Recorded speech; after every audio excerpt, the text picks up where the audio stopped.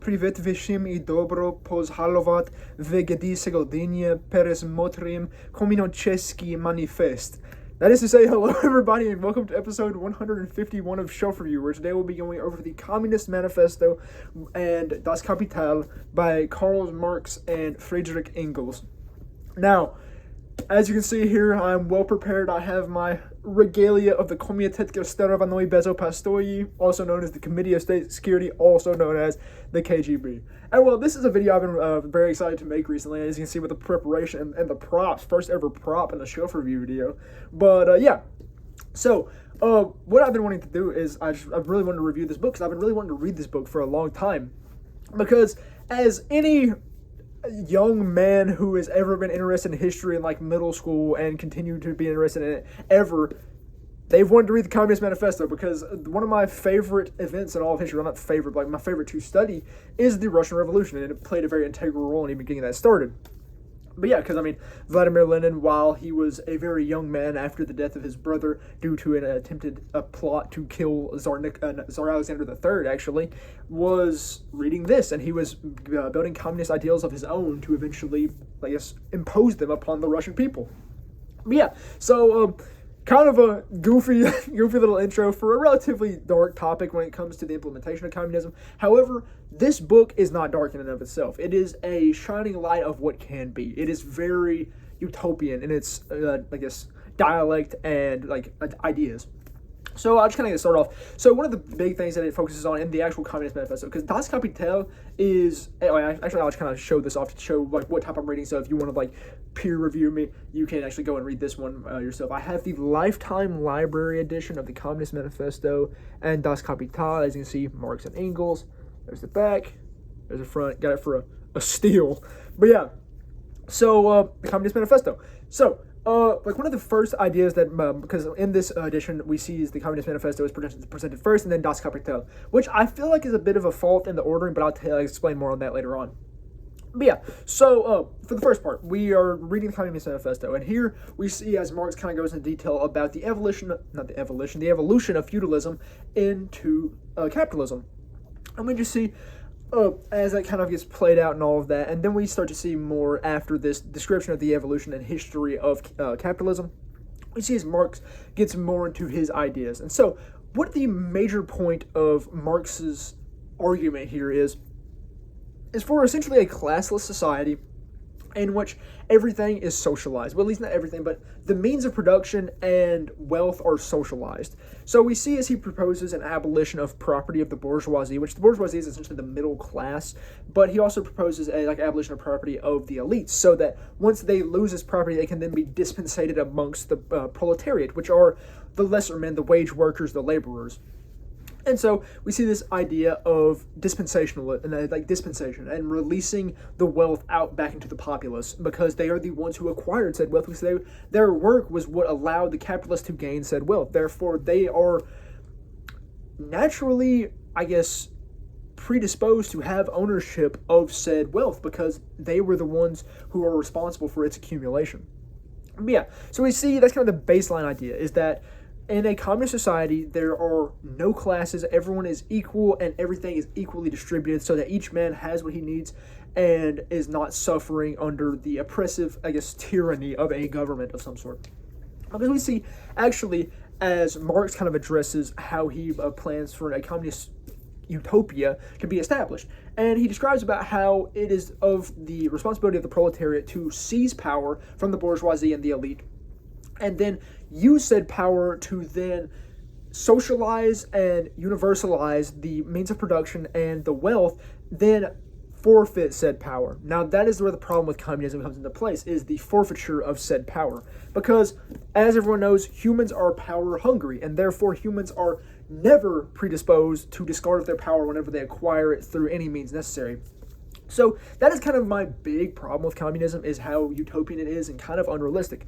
Because once the proletariat, as we've seen in many communist revolutions, once the proletariat gains control of the government, they don't want to release it. And they often develop into an oligarchy of some sort where only a select few have the power. Everyone else, yes, is equalized relatively so, but they are then left in the dust by the elites and the oligarchs who have now acquired all this power, all this wealth, and are unwilling to distribute it out to the populace, as Marx suggests here. But yeah, so we just kind of see that, and that's kind of like the main concept. But then we get on a little bit to like about the possibility of like opposition and stuff like that. And he mentions about how the Communist Party is not really an antagonist to any party that benefits the people. And we see, as he mentions, about how like multiple other groups, the Communist Party is not against those. The Communist Party is for any party which promotes the ability and freedom of the people and the ability of them to overthrow the class which oppresses them. I guess just really overthrow any oppressor. And so we see, as Marx shows, that communism isn't really an antagonistic force besides to those who it attempts to overthrow, the bourgeoisie and not the proletariat, but the elites. So we also get some like descriptions about how communism isn't necessarily against religion. Now, even though we see religion gets abolished almost in every communist, well, not abolished, but heavily restricted in almost every communist state, because it derivates like distinctively from the exact ideas of communism laid out in this manifesto. Now, that is not to say that the ideas laid out here are very developed. We see in the Communist Manifesto itself, I believe it's only, let's see, Das Kapital, Communist Manifesto. The Communist Manifesto, in fact, is only, I believe, 53 pages. Yeah, no, actually, it is not 53 pages. It is only 42 pages. So the Communist Manifesto is very short, therefore it does not have a long time to develop its arguments or its ideas. So we get a very rudimentary outline of what communism is and what it strives for in this part of the book.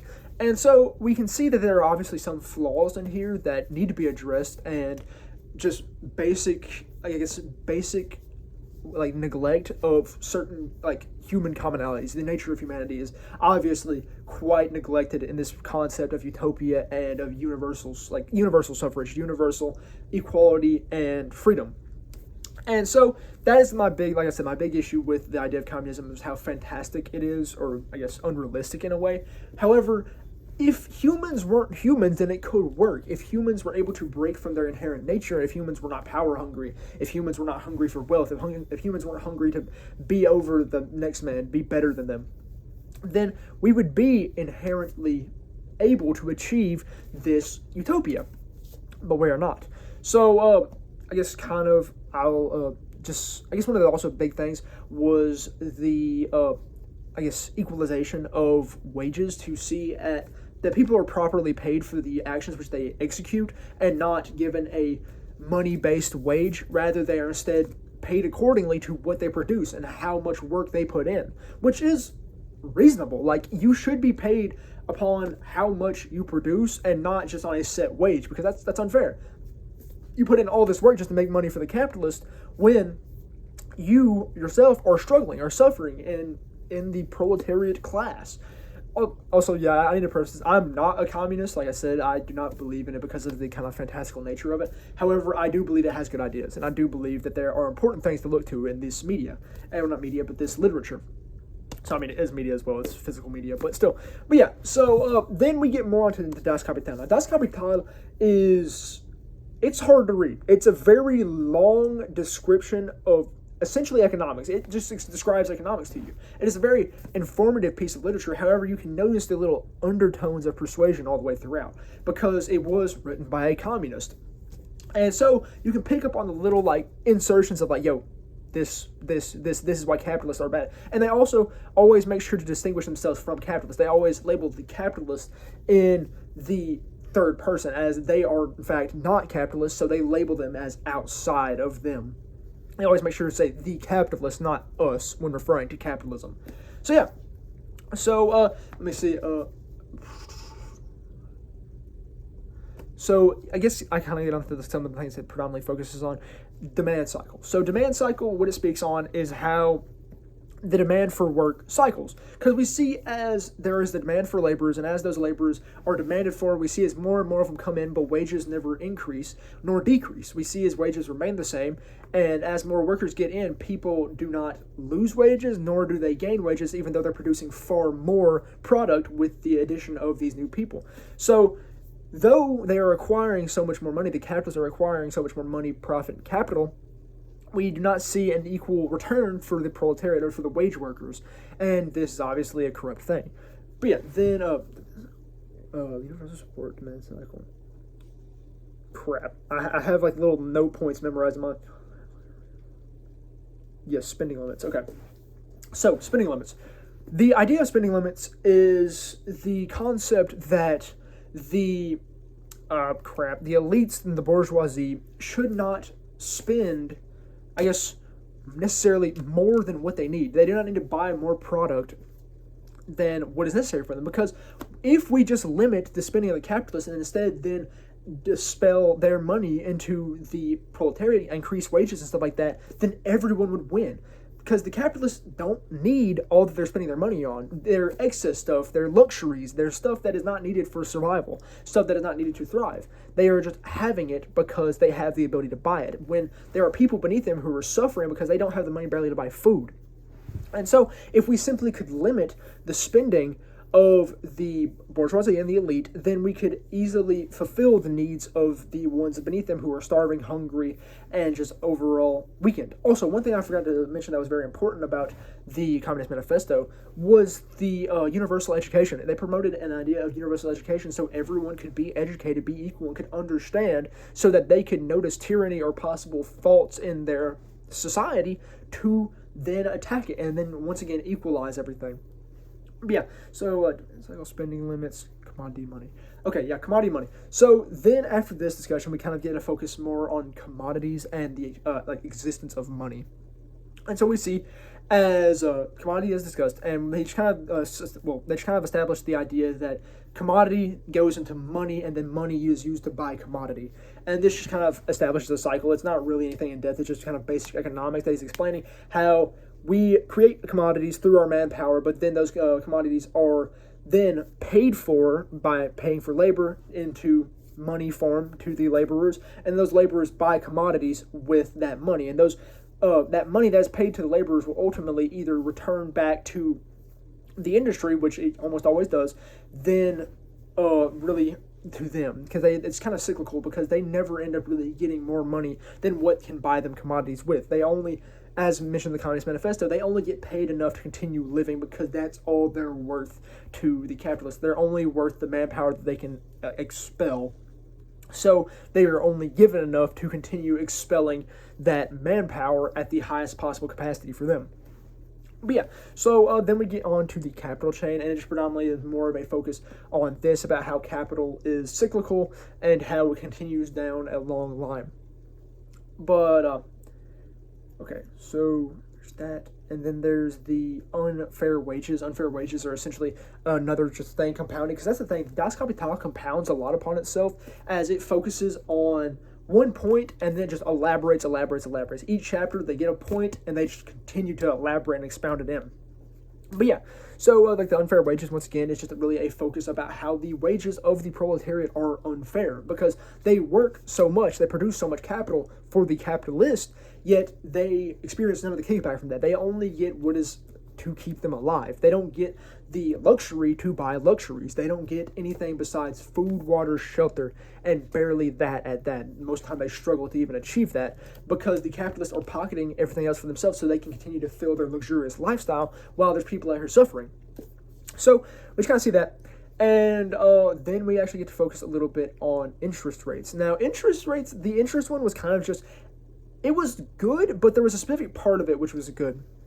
And it was the discussion of superintendence. Now, it mentions about how with interest is acquired and is earned via superintendence. They superintend so you have like a loan. You take a loan and there's interest on it. You have to pay back that interest, but you are presumably going to make money while paying this loan back. That's the point of taking out a loan, is a gamble on being able to pay it back and still make money. Because if you don't, then you're failing. Because that's what most businesses do. They take out money and then they pay that money back, but they hope to make more than that amount of money via their business. And so we see this. And we learn that people make money on these loans via superintendents, observing how the money is spent and acting with caution and review on how it is spent. And so we see as they go into a bit of more detail about superintendents. And they mention about how the act of superintendents is kind of a corrupt concept, because we see as people are paid more than the workers for superintending, even though superintendents really doesn't have that much of a role or that much of an impact when it comes to the working class. Let me see if I can find a specific passage here that I was really liked. Let's see, it's Holland. Where's interest? Okay, that's credit and banks. I'll go back a little bit. Interest. Okay, yeah, I'm just going to read you this page here. Like the slave, the wage laborer must have a master in order to make him work and govern him. If we assume the relation of governing to the governed to be eternal and immutable, and as indispensable for production, it is only natural that the wage laborer be compelled to produce not only his own labor wage, but also the wages of superintendents, and thereby to furnish his master with adequate compensation for the labor and talent expended by the master in governing him, and in thus rendering him useful to himself and to society. The work of superintendents and management, however, insofar as it originates itself in the domination of labor by capital, is even in the capitalist system not directly and inseparably connected with the productive functions that derive from nature itself of labor performed in common. The wages of epitropos in ancient Greece or régisseur in France are quite separate from the profit and assume the form of labor wage for skillful work. As soon as business is done in the scale admits of the payment of such a manager, capitalist production itself is responsible for the fact that the work of management, henceforth entirely separated from the ownership of capital, is to be found on the street. A musical conductor need not by any means be the owner of his orchestra's instruments, nor is it part of his functions as conductor to have anything to do with the wages of the other musicians. The cooperative factories prove that capitalist has become superfluous as a functionary in the process of production. After each crisis in manufacturing districts in England, we can see a number of ex-manufacturers henceforth superintending for cheap wages. The factories formerly their own as the managers to the new owners, who are frequently their creditors.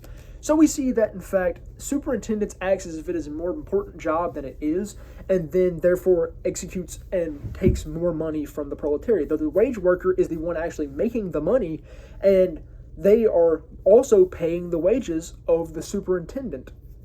And this makes them have to work twice their job to get paid half as much, because the superintendent gets so much money because all of the proletariat are under them and getting paid for they're making their wages for them, and the proles continue to have to make two wages just to survive. And so we see there that superintendence is quite a superfluous job. The managerial position can essentially drain the wallets of those who are the wage workers, and yes, they are a necessary class, but they are quite superfluous in the end, as I said. Well, actually, as they said. But yeah, so then we get into more of a description of how banks and credit works. It's not too indifferent from, but they actually don't go back over the interest, as they specifically avoid going back over the interest talk once more. But it's kind of just a general discussion about how banks are kind of a absurd topic, because everything that they work on is fictitious. Hold on, I think you can still hear me well. But yeah, I messed with my AirPod. It got all finicky there for a second. But yeah, so they're relatively superfluous, and not superfluous, but essentially just very odd. I will read you actually kind of a better description of what I'm trying to say here. So when discussing banks, they state in... Okay, yeah, fictitious is the term I was looking for. Okay, the greater part of bankers' capital is thus purely fictitious and consists of debt claims, state security... Okay, hold on. State securities representing former capital and shares draft drawn on future increments. So, we see that, in fact, banks aren't really built upon anything. They're built upon money which doesn't even exist at the moment, because many banks say they have so much money. However, most of that money is not even tangible. You can't touch it because it doesn't exist at the moment. It will either be gained or has been agreed to be gained. It is either lent out, their money's out somewhere else, their money is in different parts of the world. They don't really have that much tangible money. Therefore, their, actual wealth is essentially fictitious because it's not really there. But yeah, so that's kind of the greater description of what happens. Well, not the greater, but like a general overlook about what happens in Das Kapital and what is directly discussed. And I have a couple of gripes about Das Kapital, because I don't believe Das Kapital is necessarily meant for the proletariat, for the working man. But I also do believe that it was at the same time. And I know the Communist Manifesto most certainly was as well. But I feel like Das Kapital has a bit of a shortcoming in the jargon it uses, because how long it is and how much wordiness it has, it can be very mind-numbing at times, because it's just like capital, capitalist, means of production, service, surplus value. Those are like some of the big words you get, and you just keep reading them over and over again. Like a lot of the time, I would presume that the average 1800s, like 1840, between 1840 and 1880, like citizen is not going to be well educated enough to really understand this stuff or understand these concepts broadly. So they could understand them broadly, but just like not have a great grasp on these concepts, because not everyone had a full understanding of economics at the time. So this does do a good job at teaching the basics of economics to a possibly uneducated mass. However, it uses so much jargon that it can be, I guess, discouraging to people who may not understand all of the jargon, because it is a lot. Like I said, it's a lot. So I don't know if it was necessarily the best idea to use this verbiage that it does. I feel like more simplistic terms would have been better to speak to a large, substantially uneducated class, because they're not going to get all this. But I do feel like it is as if it is in small enough words to where anyone can grasp it. Kind of like, this is not a great comparison, and I'm not comparing the Communist Manifesto to the Bible, because the Bible, obviously, as a Christian, I believe it's the perfect work of literature. However, the Bible, like if you read the KJV, for example, I've always read the KJV my entire life. It's got a lot of words in there that you're like, huh? Until you've read the Bible a couple times, you're like, okay, I know what this means now. But like for a first-time reader, like, I really wouldn't recommend the KJV, because like you're reading this and you're like, what are they even yapping about? Because it's like so elaborate, and it's very past tense. The KJV, I believe, was written in the 1600s, and it's most certainly set in the time. It's a product of its time. So you can obviously get lost in the sauce and trying to understand what they're saying rather than just looking at the general idea. And that's what you have to do with Das Kapital. You have to look at the general idea and acquire what you can from it. Obviously, if you're more literate and you've read a lot, so you know the verbiage being used here and you know a substantial amount about economics, you will easily grasp onto this. And it's like, oh, this is chump change stuff. This is basic economics. However, I feel as if some people could possibly get lost in the verbiage and then lose the point of the passage. I do feel like the Communist Manifesto had more of a digestible format for lesser educated individuals. But yeah, so I really enjoyed this book. Like I said, it was a bit of a slog at points. Like the first couple of chapters of Das Kapital were a little bit boring, but once you actually get going, like I should say probably the midpoint of Das Kapital was probably the most boring part. But it is a book that I would highly recommend reading, because though you might not be a communist, like I'm not a communist, you will likely derive some stuff from this. Like, kind of thought provoking, kind of get your mind moving a little bit. That's the point of literature, to get your mind moving, to get the gears spinning up there. And so yeah, like I said, I really enjoyed it, and I would. As a book, as an entertaining book, I'd probably give it, as entertainment, I give it a 5 out of 10. However, as an informative piece of literature, it's absolutely at least an 8 or a 7, because it is very informative. It tells you about economics, it tells you about capital, and the Communist Manifesto tells you about communism. It gives you a very rudimentary understanding of communism for, like I said, would have been a lesser educated populace at the time. So yeah, would highly recommend this, and I really enjoyed reading it, and I don't know what I'm gonna read next. I thought about reading the Federalist Papers next, but I'm like, I don't want to really read two kind of more informative things back to back. But I believe I may sometimes say, hey, I might get turned into more of a Federalist than I am at the moment. So yeah, it'll probably be pretty soon.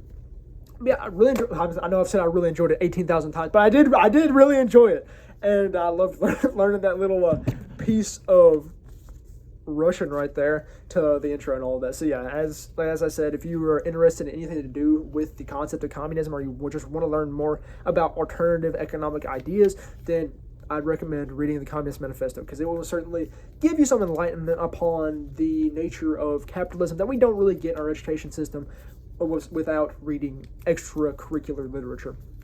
So yeah, that's all I really have for the Communist Manifesto and Das Kapital, and that's all I really have for episode 151 of Show Review. So thank you very much for watching.